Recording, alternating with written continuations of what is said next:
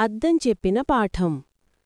ఒక చిన్న గ్రామంలో రవి అనే బాలుడు ఉండేవాడు.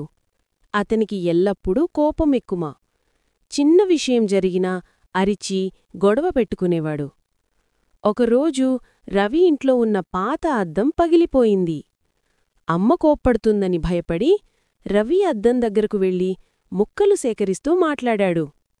నేను ఎందుకు ఇలా కోపడుతున్నానో నాకు అర్థం కావడంలేదు. అప్పుడే అద్దం ముక్కల్లో తన ముఖం కనిపించింది.